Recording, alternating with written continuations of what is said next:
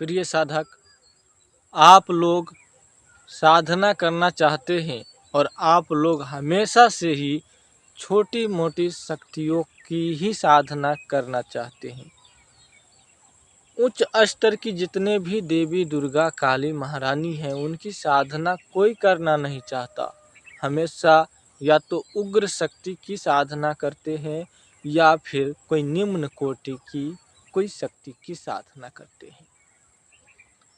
चाहे व्यक्ति को उससे हानि हो, चाहे उनको लाभ हो। व्यक्ति साधना भी इसीलिए करता है कि उनको प्रतिशोध पूरा करना होता है। किसी न किसी से झगड़ा हुआ है, लड़ाई हुआ है, उसको घर में भूत भेजना है तो भेजना है। हमारा लक्ष्य यही है।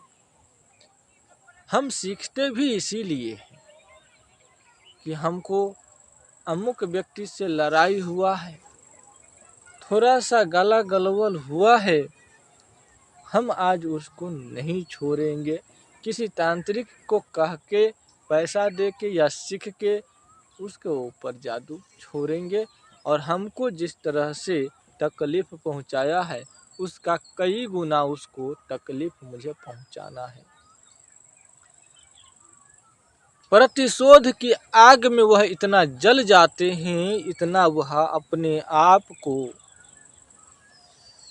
आग में तपा देते हैं प्रतिशोध की आग में, कि उसको संभल पाना नामुमकिन होता है और वह प्रतिशोध लेता है।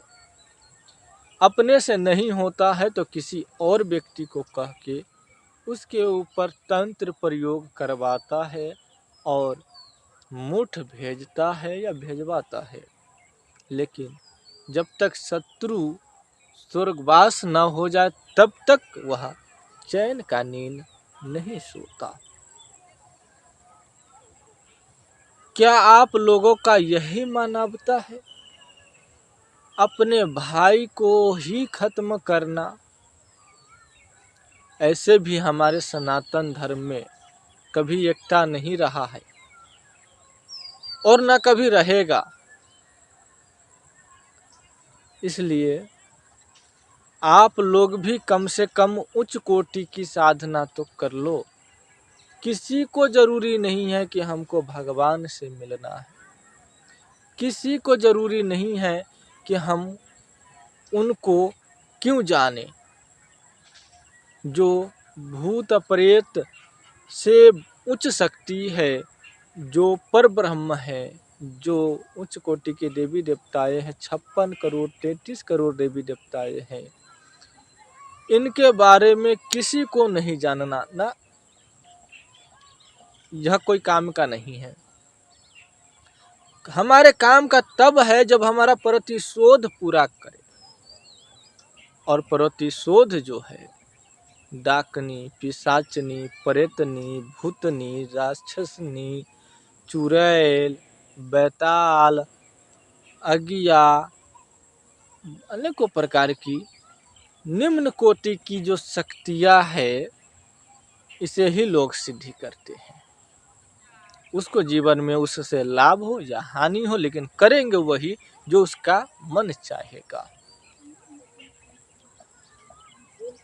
उनको इससे कितना भी हानि हो जाए कोई फर्क नहीं पड़ता। उसको घर में कितना भी ज़्यादा तकलीफ पहुँचे कोई फर्क नहीं पड़ता है। उनका घर में हर व्यक्ति बीमार पर बीमार पड़ता जाए, दवा चलता जाए, कोई फर्क नहीं पड़ता है। हमारा उनका लक्ष्य एक ही है, प्रतिशोध लेना है।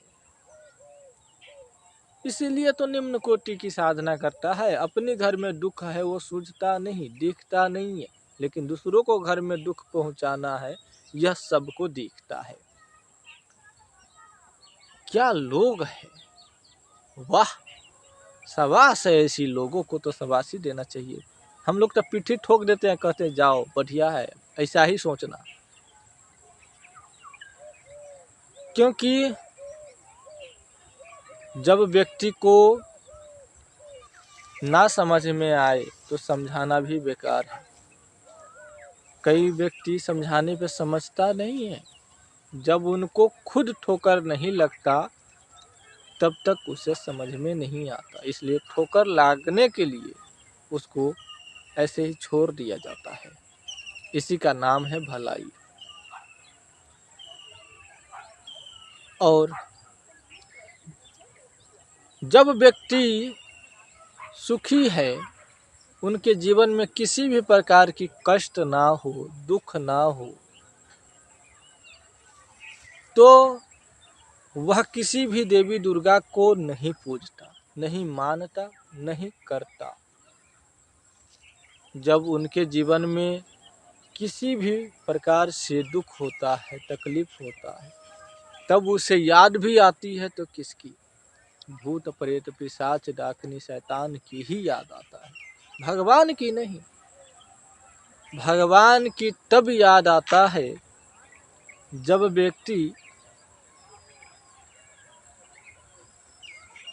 मर जाता है, तब कहता है हे प्रभु, हे भगवान मेरी औलाद को बचा लो, हे भगवान मेरे अपना जा रहा है उसको बचा लो, हे भगवान बचा लो।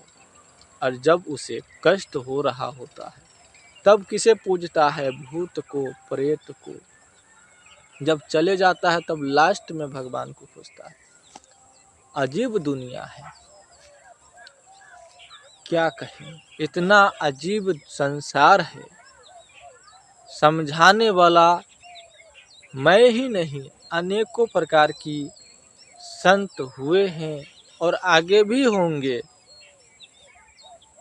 फिर भी इस धरती पर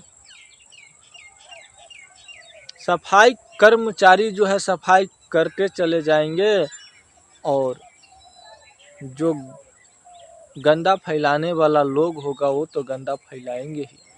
जिनका जो काम है वो करेंगे, क्योंकि सबका ड्यूटी लगा हुआ है।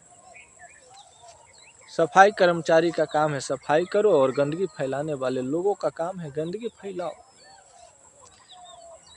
न उसे कोई रोक सकता है और न उसे कोई रोक सकता है। आप लोगों को कभी समझ में नहीं आएगा, और जब समझने का आपको अवसर मिलता है, हमारे प्रभु अवसर देते हैं, तब आप नहीं संभलते हो। उस समय जब आपको अवसर मिलता है तब आप या तो किसी गंदे तांत्रिक के चक्कर में पड़ जाते हो, भूत प्रेत को पूजने लगते हो, या किसी ऐसी चीज को हासिल कर लेते हो जो आपके लिए उचित नहीं है। और आपका सोच पता नहीं कब बदलेगा।